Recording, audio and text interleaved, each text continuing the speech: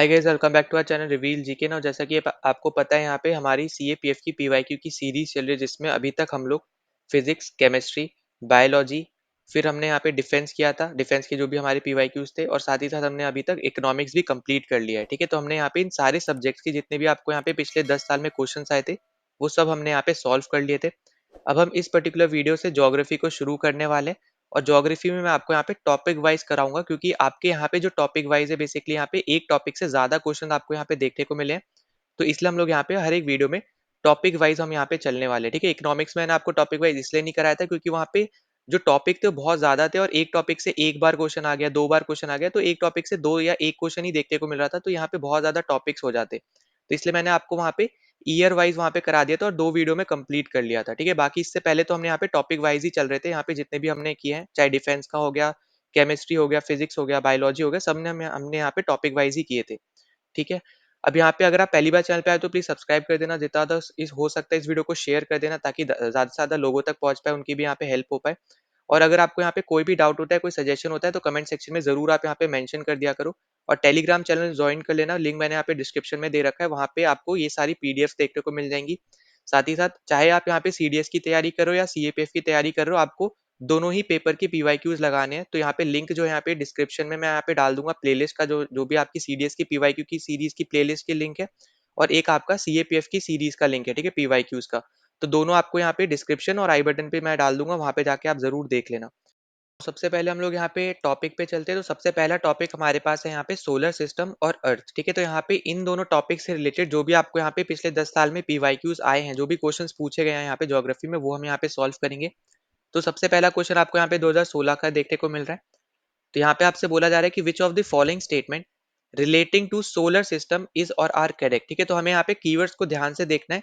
Solar system के बारे में पूछा जा रहा है, साथ ही साथ क्या करेक्ट स्टेटमेंट है, आपसे ये पूछा जा रही है। ठीक है, तो देखो, जब भी हम यहाँ पे सोलर सिस्टम के बारे में बात करेंगे, तो जो आपको यहाँ पे स्टेटमेंट दिया, अगर हम उसके रिस्पेक्ट में बात करते हैं, ठीक है, तो देखो, सबसे पहली चीज आपको पता होना चाहिए कि आपकी जैसे जो अर्थ हो गई, ठीक है, या फिर आपके, अच्छा ऐसे चलते हैं हम लोग यहाँ पे, जो भी आपके प्लैनेट्स है, ठीक है, सारे planets, all planets rotate rotate anti clockwise. ठीक है, एंटी क्लॉकवाइज एक्सेप्ट, ठीक है, एक्सेप्ट 2 प्लैनेट्स।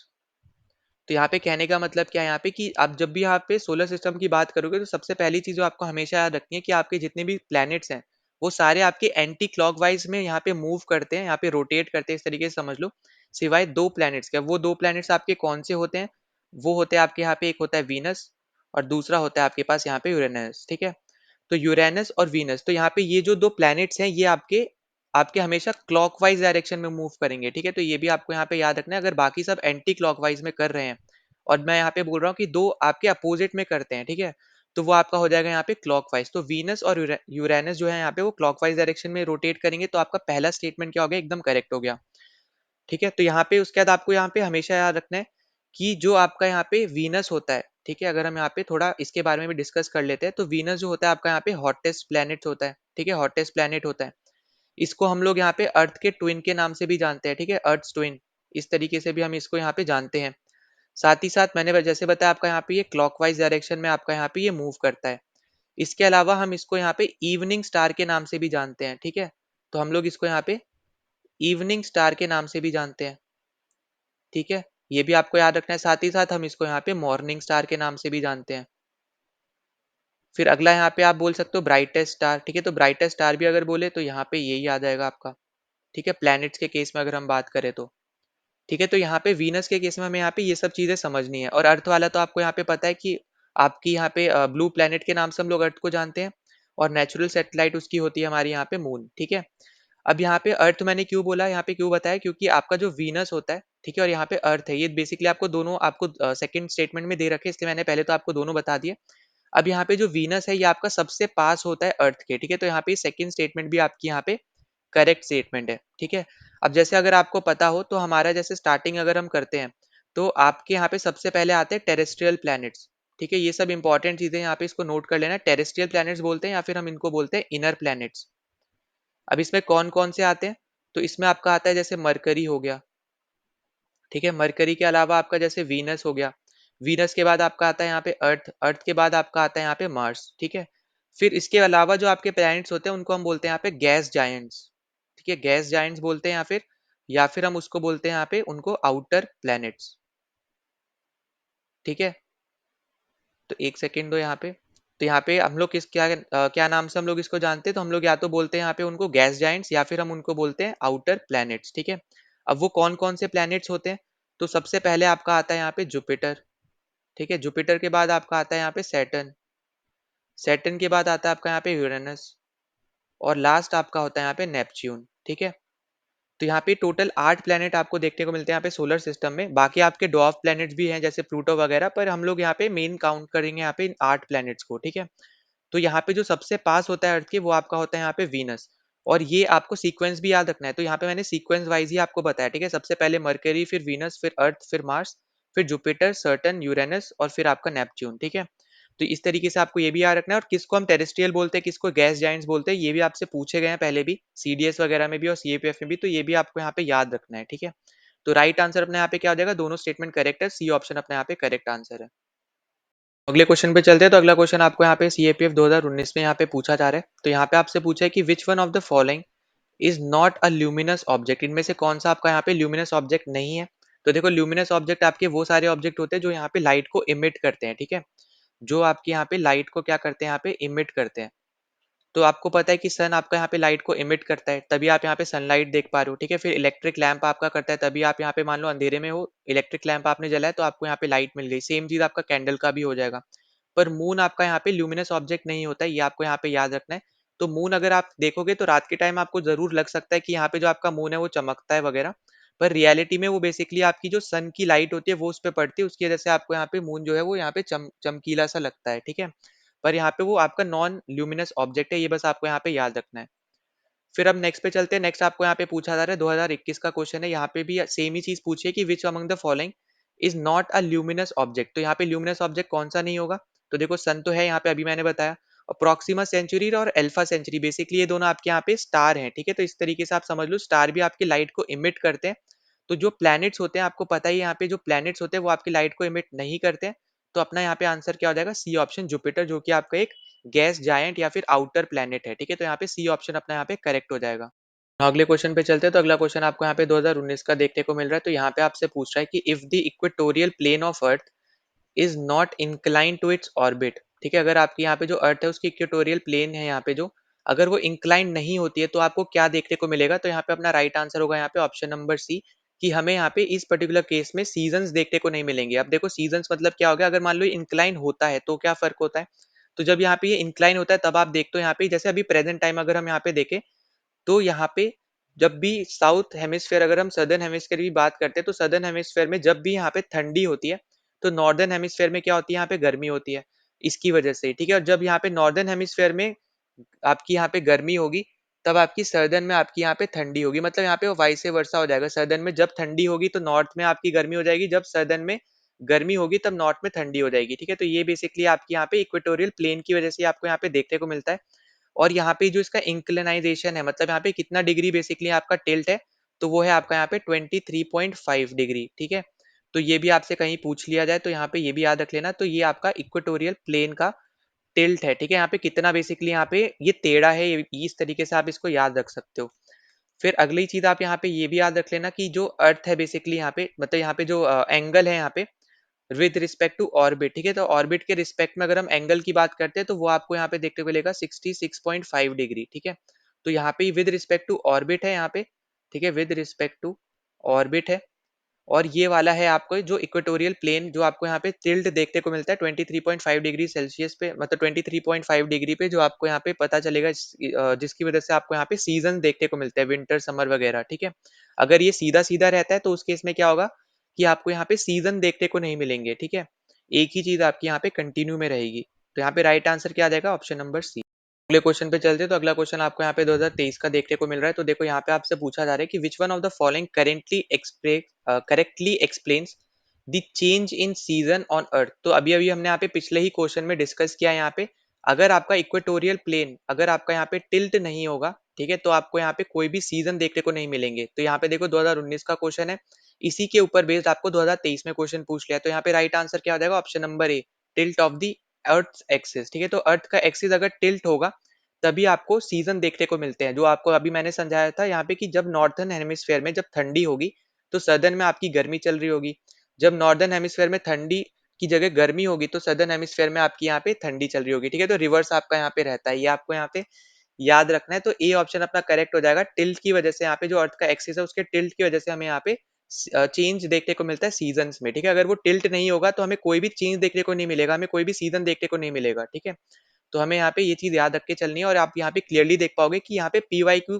कितने ज्यादा इंपॉर्टेंट है, कि उससे ही रिलेटेड, उस टॉपिक से ही रिलेटेड आपको यहाँ पे क्वेश्चंस भी पूछ लिया गया। अगर आप ऐसे ही रिवाइज करते हो चलो टॉपिक्स को जिससे भी पीवाईक्यूज आए हैं, तो आप इजिली यहाँ पे स्कोर कर सकते हो। ना अगले क्वेश्चन पे चलते हैं, तो अगला क्वेश्चन आपको यहाँ पे 2019 में पूछा हुआ है। तो यहाँ पे आपसे पूछा है कि which one of the following latitudes passes through maximum Indian states, कौन सा लैटिट्यूड आपका यहाँ पे maximum number of Indian states के ऊपर से यहाँ पे पास करता है। तो देखो सबसे पहली चीज तो जैसे हम मान लेते हैं ये आपकी अर्थ है, तो आपके पास दो चीजें होती है, एक होता है आपके पास लैटिट्यूड और एक होता है आपका यहाँ पे लॉन्गिट्यूड। तो लैटिट्यूड आपकी कुछ हॉरिजॉन्टल लाइंस होती है इस तरीके से, ठीक है, और ये कभी भी एक दूसरे को टच करती हुई नहीं जाएंगी। ठीक है, तो ये भी याद रखना, और इक्वल डिस्टेंस पे रहेंगी। वहीं पे अगर हम बात करते हैं यहाँ पे लॉन्गिट्यूड की, तो लॉन्गिट्यूड आपके यहाँ पे मान लो नॉर्थ से निकलती है, नॉर्थ पोल से, और साउथ पोल पे आके कुछ इस तरीके से आपकी यहाँ पे बनती है, और ये वर्टिकल लाइंस होती हैं। और अगली यहाँ पे जो आएगी वो कुछ इस तरीके से आएगी, मतलब यहाँ पे कहने का क्या है कि यहाँ पे नॉर्थ पोल से भी निकलते टाइम वो टच होती हुई निकलेंगी, और साउथ पोल पे जब वो पहुंच जाएंगी तब वो यहाँ पे टच करेंगी। ठीक है, तो हमेशा याद रखना कि आपकी लैटिट्यूड कहीं पे टच नहीं होगी, पर लॉन्गिट्यूड टच होगी आपकी एक दूसरे से। ठीक है, यहाँ पे मैं ये नहीं बोल रहा हूँ कि लैटिट्यूड लॉन्गिट्यूड से टच नहीं होगी, यहाँ पे मैं बोल रहा हूँ कि लैटिट्यूड लैटिट्यूड से टच नहीं होगा, ना ही आपकी यहाँ पे, और आपकी जो लॉन्गिट्यूड है वो लॉन्गिट्यूड से निकलते टाइम और पहुंचते टाइम टच होगी। ठीक है, एक दूसरे से उस पर्टिकुलर पॉइंट पे। अब यहाँ पे आपसे बोला जा रहा है कौन सा लैटिट्यूड है आपका जो आपका सबसे ज्यादा नंबर ऑफ स्टेट्स के थ्रू पास होता है। तो वो आपका आंसर हो जाएगा option number C, 24 degree north latitude, क्योंकि ये हमारा होता है यहाँ पे ट्रॉपिक ऑफ कैंसर। ठीक है, ट्रॉपिक ऑफ कैंसर जो होता है हमारा, उसके थ्रू यहाँ पे ये पास होता है। अब कौन कौन सी स्टेट के थ्रू पास होता है ये आपको यहाँ पे याद रखना है। तो पहली आपकी होती है यहाँ पे गुजरात, गुजरात के बाद आपकी होती है यहाँ पे राजस्थान। ठीक है, राजस्थान के बाद आपकी होती है यहाँ पे एमपी, एमपी के बाद आपकी है यहाँ पे छत्तीसगढ़, छत्तीसगढ़ के बाद आपकी है यहाँ पे झारखंड, फिर आती है आपकी यहाँ पे वेस्ट बंगाल। ठीक है, वेस्ट बंगाल के बाद आपको यहाँ पे देखने को मिलेगा त्रिपुरा। ठीक है, त्रिपुरा, और त्रिपुरा के बाद आपको यहाँ पे देखने को मिलता है मिजोरम। ठीक है, तो ओवरऑल आपसे कभी कभी ये भी पूछ लेता है कि यहाँ पे कितने नंबर ऑफ स्टेट्स है जिसके थ्रू आपकी ट्रॉपिक ऑफ कैंसर जाती है, कितने नंबर ऑफ इंडियन स्टेट्स है। तो यहाँ पे आप काउंट कर लो कितने हो गए, यहाँ पे 8 हो गए, तो आपका यहाँ पे आंसर क्या आएगा? 8 आएगा उस पर्टिकुलर क्वेश्चन में। तो ये सब छोटी छोटी चीजें हमें यहाँ पे देखते हुए चलनी है। ठीक है, तो यहाँ पे इजी क्वेश्चन था ये वाला। तो हमें यहाँ पे ये भी पता होना चाहिए क्या बोलते हैं हम लोग ट्रॉपिक ऑफ कैंसर को, दूसरे यहाँ पे 24 डिग्री नॉर्थ लैटिट्यूड के नाम से भी जानते हैं, और कौन कौन से आपकी स्टेट से पास होता है, कितने नंबर ऑफ स्टेट से पास होता है। तो यहाँ पे राइट आंसर क्या है? Option number C. अगले क्वेश्चन पे जो कि आपको दे रखा है यहाँ पे 2016 में, तो यहाँ पे आपको दे रखा है Perth located on 118 degree east longitude with bill celebrated new year event on 1 January 2017 at 6 a.m. At that time, what would be the time of Los Angeles located at 110 degree west longitude. यहाँ पे basically आपको दो location दे दी, Perth और एक आपको दे दी यहाँ पे Los Angeles. Perth का आपका है यहाँ पे 118 डिग्री, और लॉस एंजलिस का आपका यहाँ पे आपका लॉन्गिट्यूड वो है यहाँ पे 110 डिग्री। बस यहाँ पे फर्क क्या है, पर्थ आपका है यहाँ पे ईस्ट में और ये है आपका यहाँ पे वेस्ट में। ठीक है, और यहाँ पे आपको ये भी दे रखा है कि यहाँ पे 1 जनवरी को वो यहाँ पे सेलिब्रेट करने हैं न्यू ईयर, पर यहाँ पे वो इंपॉर्टेंट नहीं है, इंपॉर्टेंट आपको यहाँ पे डेट है 1 जनवरी, और आपका यहाँ पे टाइम इंपॉर्टेंट है। ठीक है, क्या कर रहे हैं उससे इंपॉर्टेंट नहीं है, पर यहाँ पे आपको जो याद रखना है वो याद क्या रखना है कि आपको पता होगा कि 0 डिग्री आपका यहाँ पे जो होता है लॉन्गिट्यूड, उसको हम लोग बोलते हैं ग्रीनविच टाइम, है ना। तो उसके साइड में जब हम बात करेंगे यहाँ पे, तो इस तरफ आएगा अपना यहाँ पे वेस्ट, इस तरफ आता है अपना यहाँ पे ईस्ट। ठीक है, अब 0 से 118 डिग्री आपका यहाँ पे ईस्ट पे क्या है, पर्थ है। मान लो यहाँ पे पर्थ आपका कहीं इस तरफ में है, ये है आपका यहाँ पे 118 डिग्री। ठीक है, फिर वेस्ट है, आपने इधर इसने बोला यहाँ पे कि 110 डिग्री वेस्ट में आपको देखने को मिलेगा लॉस एंजलिस। तो अब वो यहाँ पे 0 से वेस्ट में 110 मिलेगा। ठीक है, ये मत सोचना कि वो 118 से 110 मिलेगा, नहीं। 0 से फिर वो वेस्ट की तरफ जब जाओगे आप यहाँ पे 110 डिग्री पे, तब आपको मिलेगा यहाँ पे वेस्ट में आपका लॉस एंजलिस। ठीक है, क्या मिलेगा आपको? Los Angeles. अब आप यहाँ पे क्या करो, टोटल आप देखो यहाँ पे कितनी दूरी है। तो 110 आपकी यहाँ तक की दूरी है, फिर 118 आपकी यहाँ तक की दूरी है। तो अब दोनों को आप जब ऐड करोगे तो आपके पास आ जाएगा 228 डिग्री आपका लॉन्गिट्यूड। ठीक है, तो ये हो गया आपका यहाँ पे डिफरेंस इन लॉन्गिट्यूड। हमने यहाँ पे क्या निकाल लिया, 228, ये हमारा आ गया डिफरेंस इन लॉन्गिट्यूड। अब यहाँ पे अगली चीज जो आपको सबसे ज्यादा इंपॉर्टेंट है, जो आपको पता होना चाहिए कि 1 डिग्री लॉन्गिट्यूड की जब हम बात करेंगे, ठीक है, 1 डिग्री लॉन्गिट्यूड होता है आपका इक्वल 4 मिनट्स के। ठीक है, तो एक आपका 1 डिग्री लॉन्गिट्यूड जो होगा वो आपका 4 मिनट के बराबर होता है। अब आप यहाँ पे क्या करो, 228 को 4 से मल्टीप्लाई कर दो। ठीक है, जब 4 से मल्टीप्लाई करोगे तो यहाँ पे आपका आएगा 912 मिनट्स। अब इसको आप क्या करो यहाँ पे, इसको मिनट्स और मतलब यहाँ पे 912 मिनट्स आपको दे रखा है, तो आप इसको यहाँ पे घंटे में ले आओ, मतलब यहाँ पे आप आवर्स में ले आओ, आवर्स और मिनट में इसको कन्वर्ट कर दो। अब यहाँ पे आप क्या करोगे, यहाँ पे आप करो 900, फिर प्लस कर दो यहाँ पे 12, 12 को अलग लिख दो। फिर आपको पता है कि यहाँ पे आपके 1 घंटे में 60 मिनट्स होते हैं, तो 60 से आप इसको क्या कर दो, यहाँ पे डिवाइड कर दो। ठीक है, जीरो से जीरो हट जाएगा। फिर आपका यहाँ पे याद आएगा, यहाँ पे मान लो 3 से हम कैंसिल करते हैं। पहले हम 3 से कैंसिल, डायरेक्ट 3 से ही कर ले रहे हैं, या फिर 6 से ही कर देते हैं, चलो डायरेक्ट हम लोग यहाँ पे। तो जब आप 6 से कैंसिल करोगे तो आपका यहाँ पे 6 की टेबल में आपका 19 15 टाइम्स आता है। ठीक है, तो 15 आवर्स हो जाएगा, और ये प्लस, इसको डायरेक्ट प्लस नहीं करना है, 27 नहीं बनेगा, यहाँ से ये बनेगा 15 आवर्स और 12 मिनट्स। ठीक है, या तो आप डायरेक्ट भी इसको 60 से डिवाइड करते तब भी आप इसको फाइंड आउट कर सकते थे, पर मैं आपको यहाँ पे इजी करने के लिए मैंने आपको यहाँ पे क्या किया कि जितना पार्ट 60 से डिवाइड था उसको मैंने एक साइड लिखा, उसको डिवाइड करके मैं यहाँ पे आवर्स में उसको कन्वर्ट कर दिया, और बचे हुए को हमने यहाँ पे डायरेक्ट मिनट में लिख लिया। ठीक है, अब हमारे पास यहाँ पे 15 आवर्स और 12 मिनट्स यहाँ पे अपने पास आ गया है। अब यहाँ पे आपसे बोल रहा है कि वहां पे क्या टाइम होगा। ठीक है, लॉस एंजलिस में क्या टाइम होगा। अब ये जो आपके पास आया है ये आपको बता रहा है कि जो आपका पर्थ में जो टाइम हो रहा है, 6 बज रहे हैं जो सुबह के, उससे ये 15 घंटे 12 मिनट पीछे चल रहा है। ठीक है, ये याद रखना, यहाँ पे जो हमने टाइम निकाला है अभी बार अपना, यहाँ पे 15 घंटे 12 मिनट, ये बेसिकली आपको बता रहा है कि जो पर्थ में जो 6 बज रहे हैं अभी, उससे जो आपका लॉस एंजलिस का टाइम है वो आपका 15 घंटे 12 मिनट पीछे चल रहा है। अब आप यहाँ पे क्या करोगे, आप 6 बजे में से, मतलब यहाँ पे जो 6 AM है, जो आपके यहाँ पे 1 जनवरी को टाइम है, ठीक है, इसमें से आप यहाँ पे 15 आवर्स को माइनस करो।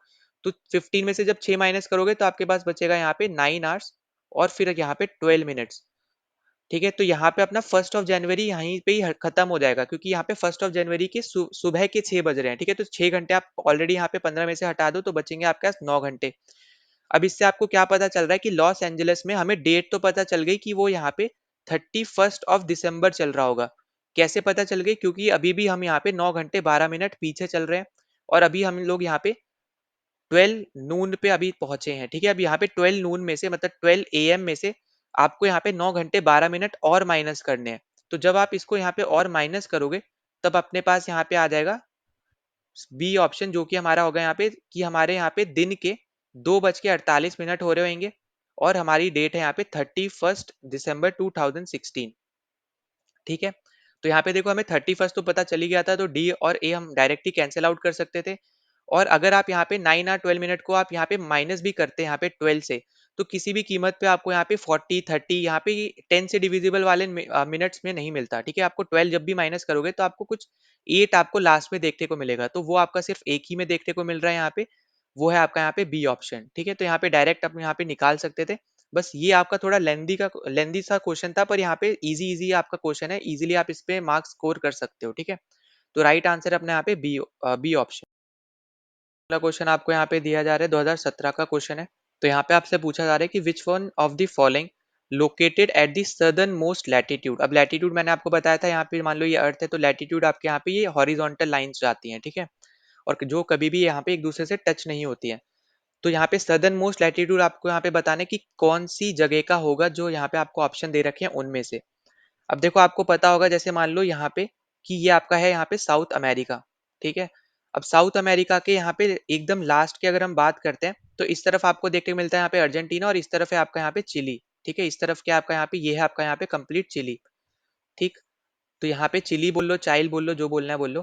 तो यहाँ पे जो लास्ट में आपको सदर्न मोस्ट लैटिट्यूड बेसिकली देखने को मिलता है वो आपका होता है यहाँ पे सी ऑप्शन, चिली का। ठीक है, क्योंकि अगर हम जैसे साउथ अफ्रीका के साथ आप कंफ्यूज कर सकते थे, बाकी ऐसे आपको कोई दिक्कत नहीं होती। तो साउथ अफ्रीका के साथ क्यों कर सकते थे, क्योंकि आपके अफ्रीकन कॉन्टिनेंट में सबसे नीचे जो आपकी यहाँ पे कंट्री आती है वो साउथ अफ्रीका आती है। पर यहाँ पे ये भी याद रखना है कि साउथ अफ्रीका कुछ इस जगह पे आपका आता है, ठीक है, ज्यादा से ज्यादा इस जगह पे आता है, ठीक है। तो यहाँ पे अभी भी अगर आप देखोगे तो यहाँ पे बहुत बड़ा फर्क है, ठीक है। यहाँ पे अगर आप लैटिट्यूड के हिसाब से देखने जाओगे तो यहाँ पे राइट आंसर क्या हो जाएगा अपना, यहाँ पे वो है यहाँ पे चिली, ठीक है। तो यहाँ पे मैप बेस्ड क्वेश्चन था यहाँ पे एक तरीके से, यहाँ पे ये इसके लिए आपको यहाँ पे मैप की नॉलेज होनी बहुत ज्यादा जरूरी है। और आपको पता है कि आप चाहे कोई भी एग्जाम दे रहे हो जहाँ पे ज्योग्राफी आ रहा है तो वो आपको वहाँ पे मैप बेस्ड क्वेश्चन पूछता ही पूछता है, ठीक है। तो यहाँ पे one of the easiest question है ये। बस आपको यहाँ पे मैप की नॉलेज होनी चाहिए, ठीक है। बस नॉर्मल मैप की भी नॉलेज होती तब भी आप इसको यहाँ पे कर लेते, ठीक है। तो यहाँ पे राइट आंसर है। क्वेश्चन पे चलते हैं। तो अगला क्वेश्चन आपको दे रखा है यहाँ पे सीएपीएफ 2018 का क्वेश्चन है। तो यहाँ पे आपसे पूछा जा रहा है कि ट्रॉपिक ऑफ कैंसर इनमें से कौन सी कंट्री के ऊपर से यहाँ पे गुजरता है, ठीक है। तो अगर हम यहाँ पे ट्रॉपिक ऑफ कैंसर की बात करते हैं तो अभी मैंने आपको बताया था यहाँ पे 24 डिग्री नॉर्थ जनरली हम यहाँ पे उसको मान के चलते हैं, ठीक है। तो वो हमारा होता है यहाँ पे ट्रॉपिक ऑफ कैंसर। अब यहाँ पे ये ओवरऑल 16 कंट्रीज के ऊपर से जाता है, ठीक है। ये भी आपको यहाँ पे याद रखना है। अब अगर हम यहाँ पे जैसे बात करते हैं अमेरिका में, ठीक है, नॉर्थ अमेरिका में जैसे हम बात करते हैं, क्योंकि सबसे पहले हम हमारा जो कॉन्टिनेंट आता है वो नॉर्थ अमेरिका के ऊपर से निकलता हुआ जाता है। तो देखो कहीं कहीं आपको इस तरीके से भी पूछ सकता है कि कितने कॉन्टिनेंट के ऊपर से ये जाता है, कहीं पूछ लेगा कितने कंट्रीज के ऊपर से जाता है, कहीं आपसे पूछ लेगा कितने आपकी वाटर बॉडीज के ऊपर से जाता है, ठीक है। तो ये सब आपको ये चीजें पता होना चाहिए, ठीक है। अब अगर हम यहाँ पे बात करते हैं नॉर्थ अमेरिका के ऊपर से कौन सी कंट्रीज से जाता है, तो यहाँ पे आपकी दो आती हैं। पहला आपका आ जाएगा यहाँ पे मैक्सिको, ठीक है। पहला आपका है यहाँ पे मैक्सिको, दूसरा आपका आ जाएगा यहाँ पे बहामास, ठीक है। तो यहाँ पे मैं आपको कॉन्टिनेंट भी बताते हुए चल रहा हूँ, साथ में आपको यहाँ पे कंट्रीज भी बताते हुए चल रहा हूँ, ठीक है। ये आपकी हो गई दो कंट्रीज नॉर्थ अमेरिका से। फिर अगला जो कॉन्टिनेंट है वो अपने को देखने को मिलता है यहाँ पे अफ्रीका। अब अफ्रीका में कौन कौन सी कंट्रीज आती है, एक हो गई यहाँ पे नाइजर, फिर हो गई आपकी अल्जीरिया, अल्जीरिया के बाद आपकी हो गई यहाँ पे मॉरिटानिया, मॉरिटानिया के बाद आपका हो गया यहाँ पे इजिप्ट, ठीक है। इजिप्ट के बाद आपको देखने को मिलती है यहाँ पे लीबिया, लीबिया के बाद आ गई यहाँ पे माली, फिर लास्ट है आपका यहाँ पे वेस्टर्न सहारा। आप देखो वेस्टर्न सहारा आप यहाँ पे याद रख लेना एक्स्ट्रा अलग से, ठीक है, क्योंकि ये थोड़ी डिस्प्यूटेड टेरिटरी है मोरक्को और मोरिटानिया के बीच में, पर यहाँ पे बस आपको यहाँ पे नाम याद रखना है, ठीक है। फिर उसके बाद अगर हम बात करें अगले आपके कॉन्टिनेंट की तो वो आता है यहाँ पे आपका एशिया। अब एशिया से कौन कौन सी कंट्रीज होती हैं, तो एशिया से आपकी हो गई जैसे म्यांमार, ठीक है, म्यांमार, ठीक है। म्यांमार के बाद आप एक सेकेंड देना, स्पेलिंग सही कर दे रहा हूँ यहाँ पे मैं, ठीक है। सबसे पहली अगर हम बात करें यहाँ पे, मैं यहाँ पे आपको सीक्वेंस वाइज नहीं लिखा रहा हूँ, मैं बस आपको यहाँ पे जिस तरीके से मुझे यहाँ पे याद आ रही है उस तरीके से मैं आपको यहाँ पे लिखा रहा हूँ। तो जैसे म्यांमार हो गई आपकी, फिर आपकी यहाँ पे बांग्लादेश हो गई, ठीक है, बांग्लादेश हो गई। बांग्लादेश के अलावा फिर हमारी यहाँ पे जैसे इंडिया है, ठीक है।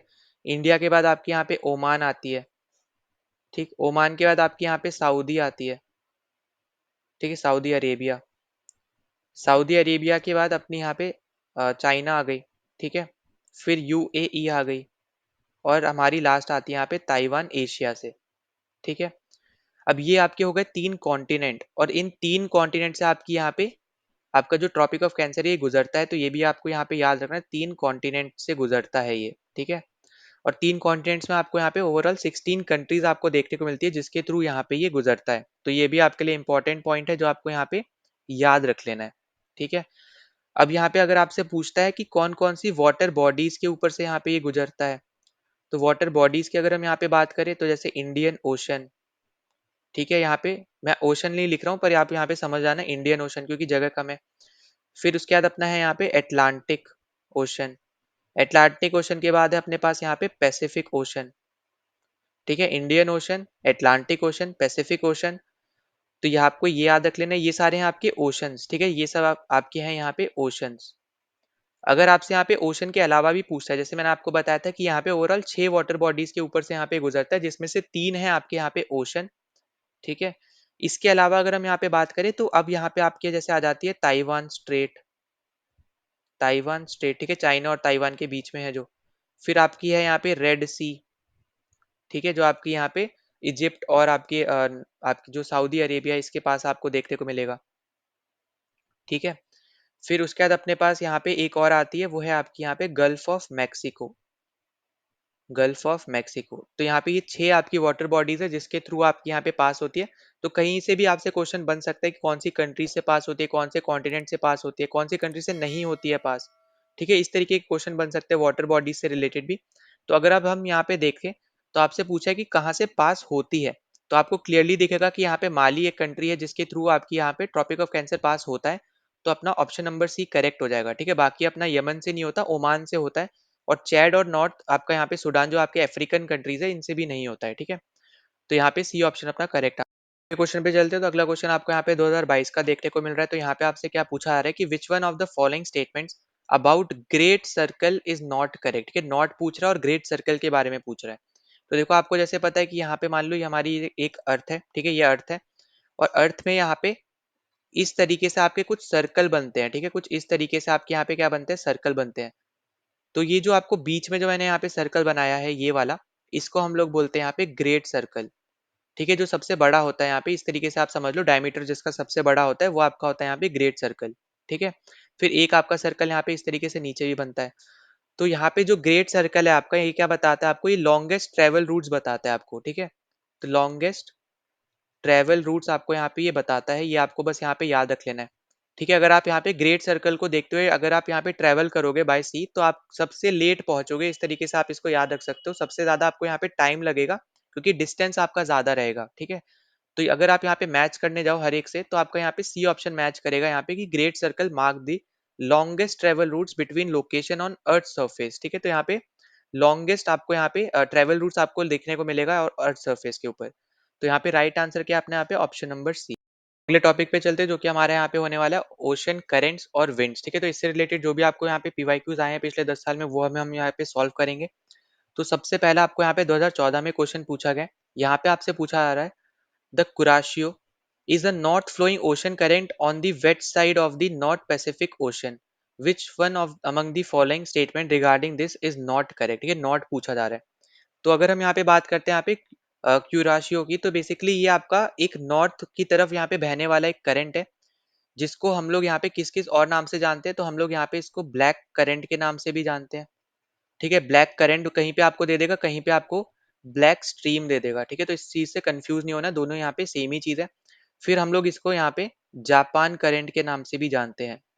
ठीक है, जापान करंट, जापान करंट जो बोलो। ठीक है, अब यहाँ पे ये जो करंट है ये आपका नॉर्थ फ्लोइंग है, जैसा आपको यहाँ पे ऊपर भी दे ही रखा है, यहाँ पे क्वेश्चन में बेसिकली यहाँ पे दे दिया इन्होंने। तो जो ये आपका करंट है ये आपका कहीं फिलीपींस से निकलता है और यहाँ पे जापान की तरफ की डायरेक्शन की तरफ यहाँ पे आपका फ्लो करता है। ठीक है, तो यहाँ पे ये जापान से ओरिजिनेट नहीं हो रहा है, जापान की कोस्ट से ओरिजिनेट नहीं हो रहा है, ये नीचे से ओरिजिनेट होके आपकी जापान की कोस्ट की तरफ यहाँ पे आता है और अपवर्ड डायरेक्शन में मूव करता है, जहाँ पे ये गर्म जो पानी है वगैरह ये इन सबको यहाँ पे पोलर रीजन की तरफ यहाँ पे ट्रांसफर करता है। ठीक है, तो यहाँ पे आपका ये एक तरीके का वार्म करंट है। ठीक है, तो ये भी आपको यहाँ पे याद रखना है, ये आपका एक तरीके का क्या है, यहाँ पे वार्म ओशन करंट है, ये भी मैं यहाँ पे लिख दे रहा हूँ। ठीक है, तो वार्म ओशन करंट मतलब यहाँ पे गर्म ओशन करंट है। ठीक है, तो यहाँ पे अगर हम बात करें तो ये आपका सिमिलर होता है गल्फ स्ट्रीम से, तो एकदम करेक्ट है यहाँ पे, क्योंकि आपका वो भी आपका एक तरीके से यहाँ पे पानी वगैरह आपका यहाँ पे फॉरवर्ड करता है यहाँ पे। ठीक है, यही सब।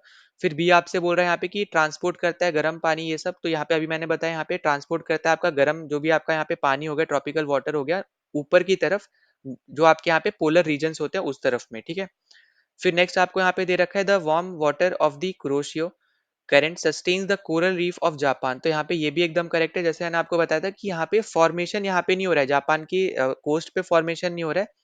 फॉर्मेशन आपका यहाँ पे कहीं फिलीपींस के पास से हो रहा है, पर आपके ये जापान की तरफ यहाँ पे ये जाता है। ठीक है, और ये आपकी हेल्प करता है एक तरीके से यहाँ पे कोरल रीफ्स की। फिर अगर आपको देखोगे यहाँ पे डी ऑप्शन, तो डी ऑप्शन यहाँ पे बोल रहा है कि ये आपका करंट जो है यहाँ पे ये बनता है जापान में। ठीक है, तो जापान की कोस्ट पे, तो यहाँ पे ये गलत हो जाएगा यहाँ पे। तो डी ऑप्शन अपना यहाँ पे राइट आंसर होगा, क्योंकि मैंने आपको अभी अभी बताया यहाँ पे इतनी बार कि ये आपका जापान की कोस्ट पे नहीं फॉर्म होता है, ये आपका फिलीपींस के आसपास यहाँ पे फॉर्म होता है। ठीक है, तो यहाँ पे राइट आंसर क्या आ जाएगा, डी ऑप्शन अपना यहाँ पे राइट आंसर हो जाएगा। अगले क्वेश्चन पे चलते हैं। तो अगला क्वेश्चन आपको यहाँ पे 2014 में पूछा हुआ है। तो यहाँ पे आपसे बोल रहा है दी सारागासो सी is a vast patch of Atlantic Ocean characterized by an abundance of floating brown sea what called सरगेसम। तो यहाँ पे जो सरगेसम होता है बेसिकली आपका यहाँ पे ब्राउन कलर का होता है और इसको हम लोग यहाँ पे जीनस भी बोलते हैं। ठीक है, तो ये भी आपको यहाँ पे याद रखना है। तो बेसिकली आपको यहाँ पे जो पूछा जा रहा है कि यहाँ पे ये फॉर्म क्यों होता है, ठीक है, किसकी वजह से आपका यहाँ पे ये फॉर्म होता है, जो कि कौन से ओशंस आपकी ऐसी चीजें लाते हैं यहाँ पे जिसकी वजह से यहाँ पे ये चीजें फॉर्म होती है। तो देखो हमेशा याद रखना कि जो सारगासो सी है ये आपका चार तरफ से अलग अलग चीजों से आपके सराउंडेड होता है, ठीक है। अब अगर हम यहाँ पे बात करते हैं, जैसे मैं यहाँ पे बना दे रहा हूँ इस तरीके से, ठीक है, बीच में आपका है यहाँ पे सारगासो सी, ठीक है, इस तरीके से यहाँ पे याद रख लेना। अब अगर मैं यहाँ पे नॉर्थ की बात करता हूँ तो नॉर्थ में आपको देखने को मिलता है यहाँ पे नॉर्थ अटलांटिक ओशन, ठीक है, नॉर्थ अटलांटिक ओशन, ठीक है, जहाँ पे आपकी टाइटैनिक डूबी थी, ठीक। फिर नेक्स्ट अपने पास यहाँ पे आ जाता है साउथ, तो साउथ की तरफ हमें यहाँ पे देखने को मिलता है north Atlantic, north Atlantic equatorial current, equatorial current, ठीक है। तो ये भी चीज आपको यहाँ पे याद रखनी है। तो इक्वेटोरियल, इक्वेटोरियल करंट आपका यहाँ पे जो है यहाँ पे आपको साउथ में देखने को मिलेगा, ठीक है। यहाँ पे वापस से लिख दे रहा हूँ, तो यहाँ पे आपको देखने को मिलता है यहाँ पे इक्वेटोरियल करंट, ठीक है। फिर अगर हम यहाँ पे बात करते हैं ईस्ट की, तो ईस्ट की तरफ आपको देखने को मिलता है यहाँ पे कैनेरी करंट, कैनेरी करंट। और फिर अगर हम बात करते हैं यहाँ पे वेस्ट की, तो वेस्ट की तरफ आपको देखने को मिलती है यहाँ पे गल्फ स्ट्रीम, ठीक है। अब आप यहाँ पे इसको मैच कर लो, तो आपको यहाँ पे देखो नॉर्थ अटलांटिक करंट आपको देखने को मिल रहा है यहाँ पे साउथ की तरफ आपका होता है, अभी मैंने आपको यहाँ पे दिखाया भी है यहाँ पे ड्रॉ करके। कैनरी करंट बात करें यहाँ पे, तो आपको ईस्ट की तरफ देखने को मिल रहा है, तो यहाँ पे ये भी होता है। थर्ड आपको दे रखा है नॉर्थ अटलांटिक इक्वेटोरियल करंट, तो आपका यहाँ पे ये भी करंट होता है। अच्छा, यहाँ पे एक चीज यहाँ पे रुक जाओ, ऊपर वाला आपका यहाँ पे नॉर्थ की तरफ है, ठीक है, ये आपका है नॉर्थ की तरफ, और ये है आपका यहाँ पे साउथ की तरफ, ठीक है। इक्वेटोरियल करंट आपका यहाँ पे नीचे की तरफ होता है। तो तीनों आपके यहाँ पे क्या है, एकदम करेक्ट स्टेटमेंट है आपकी, ठीक। तो यहाँ पे ओशन नहीं है, यहाँ पे ये करंट है, ठीक है, इससे कंफ्यूज मत हो ना, यहाँ पे हम करंट के रिस्पेक्ट में बात कर रहे हैं, ठीक है। तो यहाँ पे अपना नॉर्थ अटलांटिक करंट आपको यहाँ पे नॉर्थ में देखने को मिलता है, नॉर्थ अटलांटिक इक्वेटोरियल करंट आपको यहाँ पे साउथ में देखने को मिलता है यहाँ पे सारेगासो के हिसाब से। फिर ईस्ट में आपको देखने को मिलेगा कैनेरी करंट, वेस्ट में आपका यहाँ पे गल्फ स्ट्रीम। तो यहाँ पे तीनों ही चीज आपको बेसिकली यहाँ पे देखने को मिलेंगी जो आपको यहाँ पे दे रखी है। तो राइट आंसर क्या आ जाएगा, ऑप्शन नंबर डी। तो अगला क्वेश्चन आपको यहाँ पे 2022 में पूछा गया है, तो यहाँ पे आपसे पूछा जा रहा है कि इनमें से कौन सी स्टेटमेंट आपकी गलत है, ठीक है, गलत स्टेटमेंट पूछी जा रही है। तो देखो गल्फ स्ट्रीम जो है आपका वार्म ओशन करंट है, यहाँ पे एकदम करेक्ट स्टेटमेंट है आपकी यहाँ पे ये। नॉर्थ अटलांटिक ड्रिफ्ट जो है यहाँ पे ये भी आपका वार्म ओशन करंट है, यहाँ पे ये भी एकदम करेक्ट स्टेटमेंट है। फिर लेब्राडोर करंट जो है यहाँ पे ये आपका कोल्ड करंट है, ओशन करंट है, यहाँ पे ये भी आपके एकदम करेक्ट स्टेटमेंट है। गलत स्टेटमेंट है आपकी यहाँ पे डी ऑप्शन। क्यों गलत है, क्योंकि आपको बोल दिया यहाँ पे कि कैलिफोर्निया जो करंट है ये आपका वार्म करंट है, वार्म नहीं होता है यहाँ पे, ये कोल्ड करंट होता है, ठीक है। तो यहाँ पे ये इंपॉर्टेंट चीजें हैं जो आपको यहाँ पे समझनी है।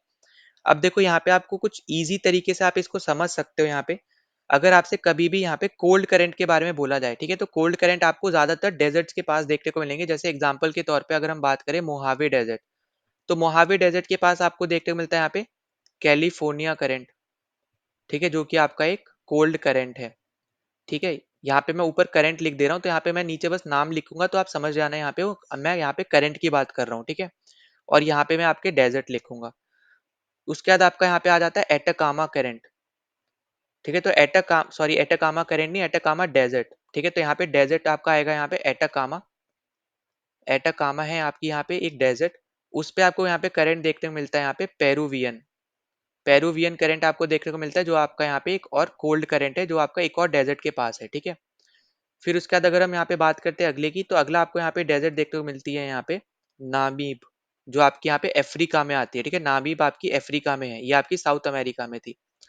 अब जो आप नाबीब है, इस नामीब है जो यहाँ पे, इसके अलावा यहाँ पे आपको करंट बेसिकली देखने को मिलेगा यहाँ पे बेंगुएला, बेंगुएला करंट, ठीक है।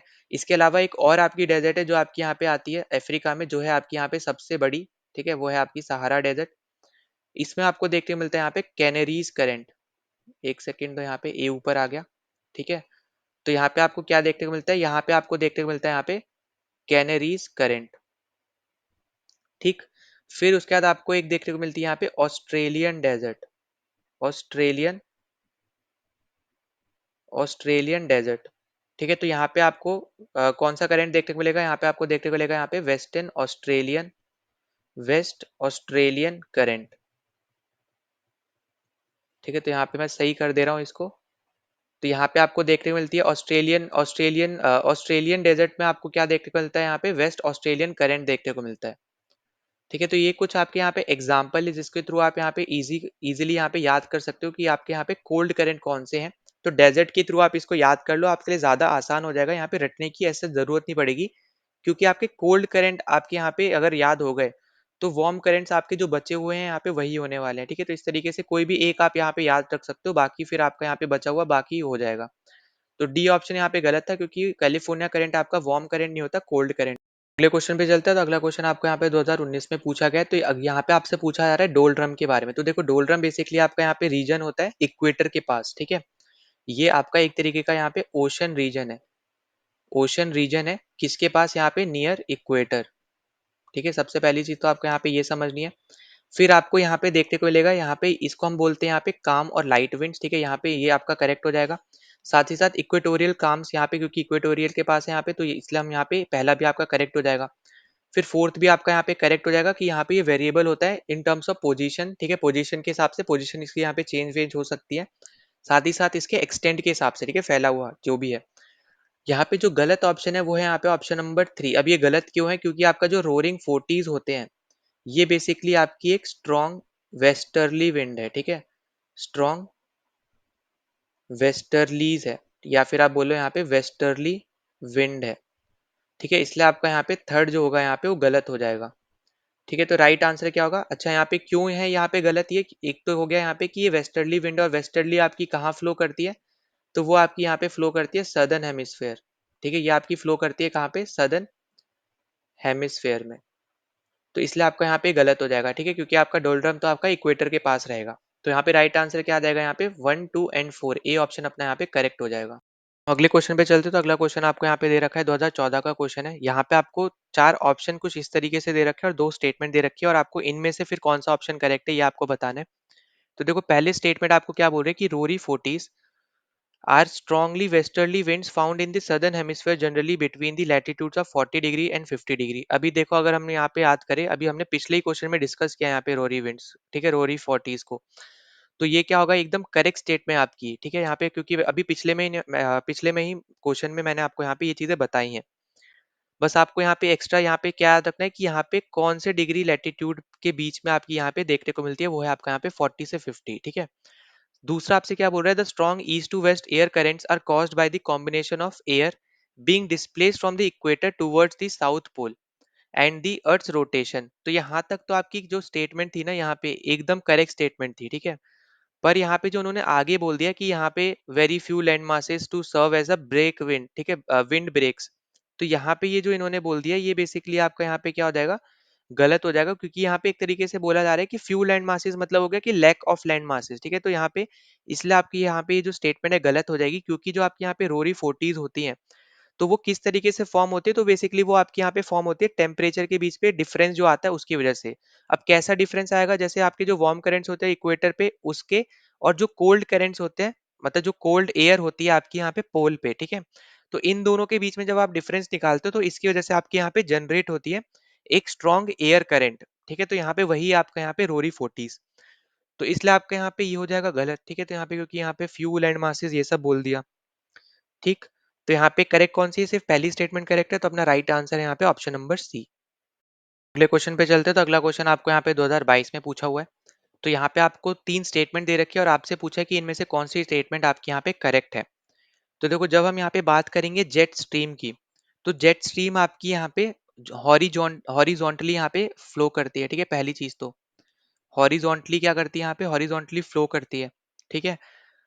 अगली चीज जो आपको यहाँ पे याद रखनी है कि ये आपकी वेस्टर्ली विंड्स है, ठीक है? वेस्टर्ली विंड्स है, और जो कि हाई एल्टीट्यूड पे फ्लो करती है, ठीक है? हाई एल्टीट्यूड पे फ्लो करती है, जो कि आपकी एक वेस्टर्ली विंड्स है, और ये आपकी हॉरिजॉन्टली फ्लो करती है।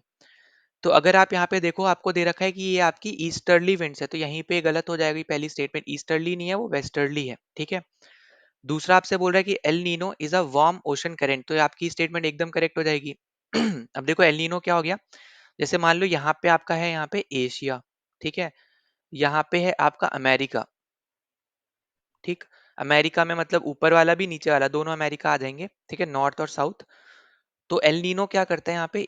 जो डायरेक्शन होता है इसका फ्लो का, वो इस तरफ से इस तरफ होता है, मतलब एशिया से वो अमेरिका की तरफ फ्लो करता है। तो इसके वजह से क्या होता है कि एशिया की तरफ हमें यहाँ पे ड्रॉट देखने को मिलती है, और अमेरिका की तरफ हमें यहाँ पे रेन देखने को मिलती है, ठीक है? इसकी वजह से यहाँ पे अमेरिका के साइड में यहाँ पे बारिश होती है, और एशिया की तरफ यहाँ पे सूखा पड़ जाता है, ठीक है। हमेशा नहीं होता, अगर हम इंडिया के केस में बात करें तो हमेशा देखने को नहीं मिलेगा, पर जो ज्यादा पास में रीजन है उसमें हमें देखने को मिलता है, ठीक है। तो ये हमारा एक वार्म ओशन करंट है। दूसरी चीज की ये आपको देखने को मिलेगा यहाँ पे पेरू कोस्ट पे, ठीक है। तो यहाँ पे एकदम करेक्ट है, जो पेरू आपका यहाँ पे सदर्न में पड़ता है, ठीक है, वहां पे आपको एक तरीके से देखने को मिलेगा। और इसके अलावा जो आपको यहाँ पे याद रखना है, वो आपको यहाँ पे याद रखना है कि एल नीनो को हम लोग यहाँ पे चाइल्ड क्रिस्ट के नाम से भी जानते हैं, ठीक है।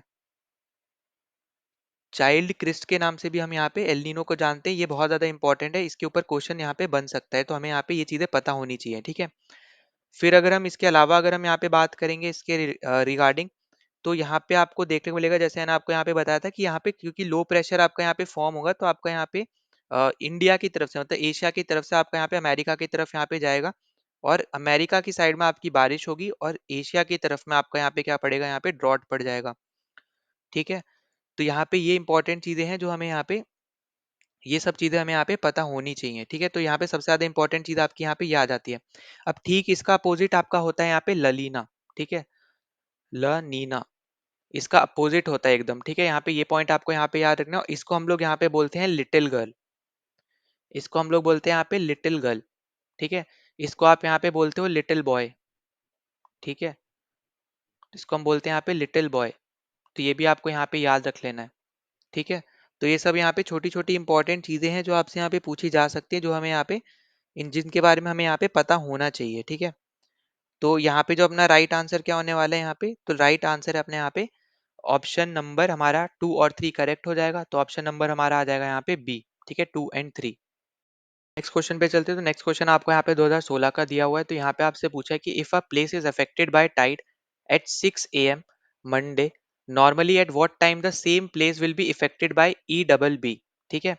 तो देखो आपको यहाँ पे जैसे पता होगा, जो आपका लूनर डे होता है, जब हम यहाँ पे लूनर डे की बात करते हैं, तो ये आपका होता है टोटल जो आपने यहाँ पे टाइम लिया है एक आपके मून ने एक पर्टिकुलर ऑर्बिट करने के लिए अर्थ का, ठीक है। तो यहाँ पे आपका लूनर डे क्या होता है, जो भी आपका मून जो टोटल टाइम लेता है एक ऑर्बिट करने के लिए यहाँ पे अर्थ का, उसको हम यहाँ पे लूनर डे बोलते हैं, ठीक है। अब इसके अलावा आपको जैसे पता होगा कि आपकी जो अर्थ होती है वो आपकी यहाँ पे रोटेट करती है, तो आपको यहाँ पे टाइड्स देखने को मिलती है हर एक लूनर डे पे, ठीक है। कोस्टल एरियाज में आपको यहाँ पे दो आपको देखने को मिलती है यहाँ पे हाई टाइड्स, ठीक है, दो आपको देखने को मिलती है हाई टाइड्स, और दो आपको देखने को मिलती है यहाँ पे लो टाइड्स। तो आपको यहाँ पे ये टाइड्स देखने को मिलती है यहाँ पे, क्योंकि आपका यहाँ पे लूनर डे होता है, ठीक है। तो लूनर डे पे जब आपके यहाँ पे अर्थ मूव करती है, तो आपको यहाँ पे दो दो टाइड्स आपको देखने को मिलती है, दो आपकी होती है हाई टाइड्स और दो आपकी होती है यहाँ पे लो टाइड्स। और ये आपको देखने को मिलती है एवरी 24 आवर्स, ठीक है, एवरी 24 आवर्स एंड 50 मिनट्स में आपको यहाँ पे ये चीज देखने को मिलती है, ठीक है। तो ये भी पॉइंट आपको यहाँ पे याद रख लेना है। अब इसका मतलब क्या हो गया, जब यहाँ पे ये हर 24 घंटे और 50 मिनट में आपको ये चीजें देखने को मिल रही है, इसका मतलब हो गया कि जो आपकी हाई टाइड है, ठीक है, इसका मतलब हो गया कि जो आपकी हाई टाइड है ये आपकी अकर करती है 12 hour 25 मिनट्स पे, ठीक है। तो ये जो आपकी हाई टाइड्स हो गई, ये आपकी 12 घंटे 25 मिनट की डिस्टेंस पे अकर करती है। जैसे मान लो एक आपकी यहाँ पे 12 बजे करी, तो अब यहाँ पे 12 बज के 25 मिनट पे यहाँ पे दूसरी करेगी, ठीक है। तो यहाँ पे उनके बीच का जो डिस्टेंस है बेसिकली आप यहाँ पे इस तरीके से आप यहाँ पे निकाल सकते हो, ठीक।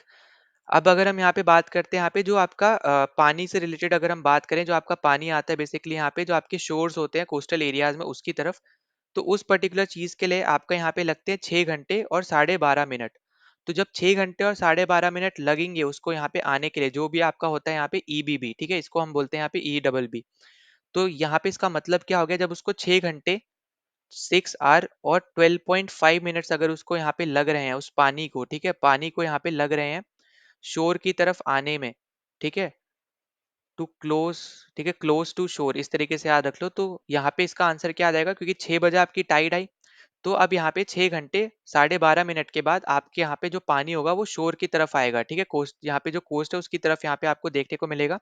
तो जो आपको ईबीबी देखने को मिल रहा है यहाँ पे बेसिकली ये आपका यहाँ पे इफेक्ट करेगा सी ऑप्शन पे, ठीक है, मतलब 12 बज के 13 मिनट पे मंडे को ही, क्योंकि यहाँ पे अगर आप इसको जोड़ दो यहाँ पे 6 AM को, यहाँ पे आप जोड़ दो 6 आवर उसमें और जोड़ दो तो 12 आपका आ जाएगा, 12 PM आ जाएगा।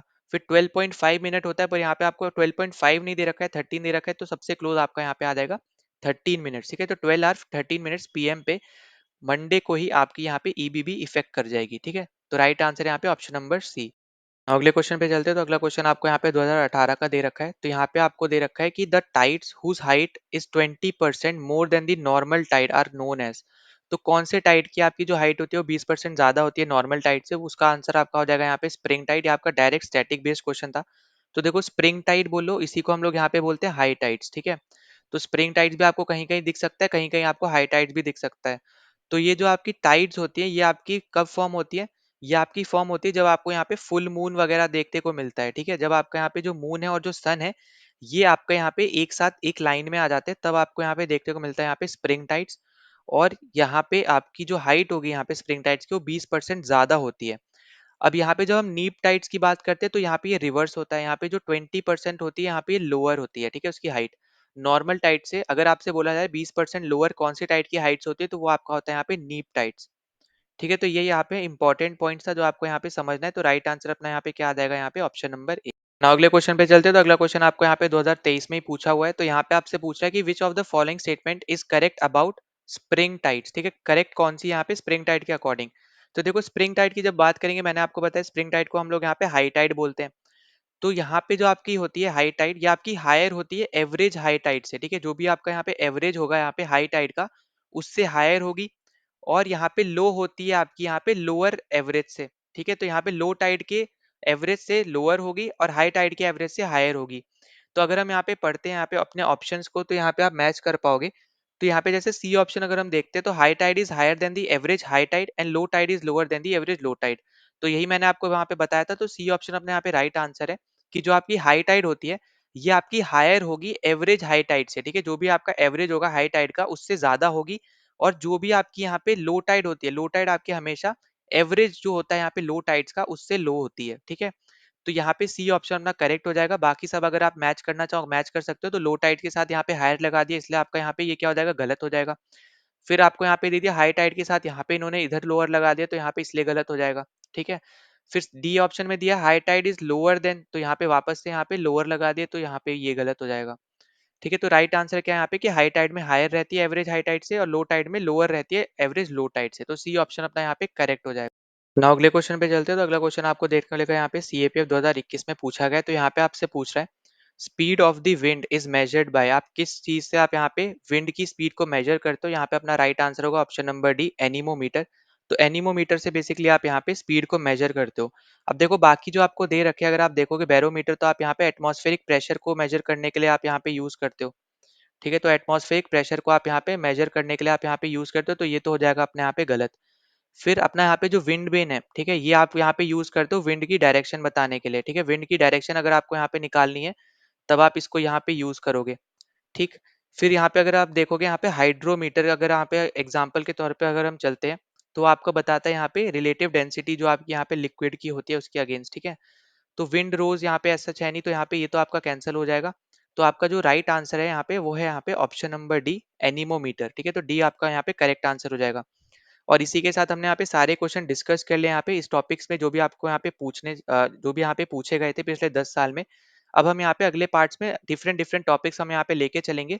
तो हर एक वीडियो आपका यहाँ पे अलग अलग टॉपिक्स की होगी, ठीक है। तो यहाँ पे हमने ये टॉपिक से रिलेटेड सारे क्वेश्चन कवर कर लिए। अगर आपको किसी भी क्वेश्चन में कोई डाउट होता है तो कमेंट सेक्शन में जरूर आप यहाँ पे मेंशन कर देना। साथ ही साथ अगर आपने टेलीग्राम चैनल ज्वाइन नहीं किया तो वो भी ज्वाइन कर लेना, लिंक आपको मैंने डिस्क्रिप्शन में दे रखा है, वहां से जाके आप ज्वाइन कर सकते हो। साथ ही साथ आप यहाँ पे सीडीएस के पीवाईक्यूज और सीएपीएफ के पीवाईक्यूज, ठीक है, दोनों आप देख सकते हो। दोनों प्लेलिस्ट का लिंक मैंने यहाँ पे डिस्क्रिप्शन और आई बटन पे दे रखा है। आप चाहे सीडीएस की तैयारी कर रहे हो या सीएपीएफ की, आपको दोनों ही लगाते जाने हैं, ठीक है।